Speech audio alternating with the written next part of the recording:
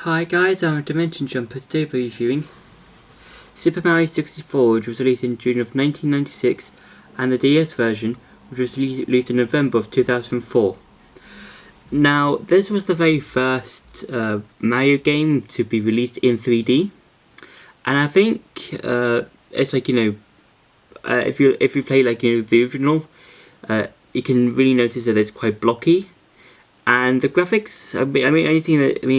They're not as good as modern Mario games like Mario Galaxy or Mario Odyssey, but it was the very first game to be in 3D, so I'll give it benefit of the doubt because 3D was, just like, in its early days when Mario 64 was released. Now, the main story of the game is that Bowser has kidnapped Princess Peach, and in order to reach Bowser, Mario has to go through different paintings and collect different stars within various different worlds that the paintings are in. Now, the paintings I think are quite interesting because they hold different stages, some of them being really iconic, like Bob-omb Battlefield and Thwomp's Fortress, or Whomp's Fortress. I think it's Whomp's Fortress. But after you've done each mission, after you collected each star, you're booted out of each stage. Now that's okay, I guess. They kind of done similar things in Mario Galaxy and Mario Galaxy 2. But I've got to say that's kind of it does take a long time to get from once you've done the level, go out of the level, then going back into the level to do a particular mission. So it does get quite annoying after a time. The different levels or the different missions you can do are quite interesting, because some of the missions you can do is basically either fighting a boss, collecting a certain amount of coins, or racing Koopa the Quick, who's basically this Koopa Trooper who basically wants to race Mario from time to time. And one of the things I quite like within Mario 64 is that if you're doing one particular mission, you can do like another mission whilst you're in one mission. So for example, if you're doing like the first mission of a level, you can basically try and collect 100 coins and get the 100 coin star. So I think that's quite cool. And once you've done like the 100 star coin or 100 coin star one, you can go back into the first level or the previous mission you were going to do before you did the 100 coin star. So I think that's quite cool. Now the bosses in the game vary. So you've got Bowser, you've got King Whomp, you've got I think King Bob-omb, and various other bosses. Now with the 64 version, with the DS version, you do get a couple of more bosses.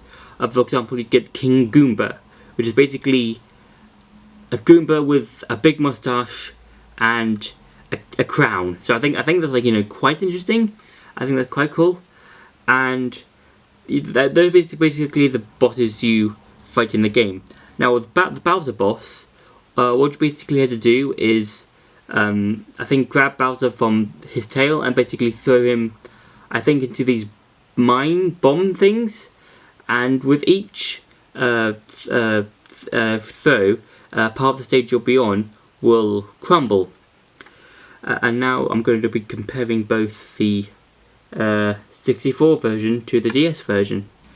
Now with the 64 version and the DS version, one of the biggest differences is the graphics. Now with the 64 version, as I said earlier, the graphics in the 64 version is a bit blocky, so you can basically kind of see it in like some of the character designs like Koopa the Quick, some of the bosses in particular, and also Mario himself. But I think this is like quite cool because as I said before, 3D back then was kind of in the early days. It's not like some of the games you see now, like in Final Fantasy VII Remake, any of the current Legend of Zelda games, or any of the current Mario games. So I think it's like, I think it's good for its time, the graphics. And whilst in the DS version, it's kind of like what you see currently nowadays in kind of like modern Mario games, but it's like not as like HD in like Odyssey or something. So yeah, and another thing that's quite different are the amount of characters you can play in both versions. So in the 64 version, you can only play as Mario, and yeah, it's kind of nice because it's like a lot of other Mario games where you just play as Mario, but with the DS version, you can play as Luigi, Wario, and Yoshi. Now I think the DS version gets like more points in terms of characters and character designs and stuff like that, because with we can basically choose which characters you want to be while playing the game, but you do have to unlock them, and I think you can only unlock them via paintings. Yeah, and I think I think with each character it's quite cool to use, because with Mario, he's basically your traditional normal player you can use, so you can basically get used to the game. With Yoshi, he's got his flutter kick, and you can also turn enemies into eggs.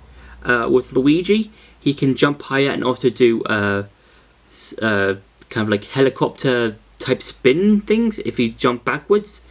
And with Wario, I think you can break blocks. I'm not too sure. I haven't played the DS version, but that's what I've seen on YouTube and stuff. And I think each character is quite unique with their designs, because you can basically do certain levels and certain missions with certain characters, and I think that's really cool. But there is a downfall to this. You can only play certain missions with certain characters. So for example, you can only do the Koopa the Quick missions and Bowser missions with only Mario. So yeah, that's kind of a downfall in the game. Now, another comparison I think that was different from this version and another version, and with the original version and the DS version, is I think there are like more bunnies, like bunny type missions or something like that, because within both versions you can find bunnies in certain parts of the castle, and you can basically get them and get different stars. But for some of them, I think in the DS version you can unlock certain mini games that you can play, and I think that's quite interesting. You can basically just do missions or mini games if you don't want to play the main game. And yeah, and some of the similarities in the game is that whenever you go to a Bowser fight, you can always either go inside a sort of like well type thing with like Bowser's picture behind it, and also there's a painting of Bowser or of Peach, but then it suddenly turns into Bowser. And I think that's quite cool of how you use the paintings, kind of like how you're so close to the end but you're not, and I think that's quite cool. And now I'm going to talk about my final verdict for the game. So my final verdict for the game is that I think it's a good game.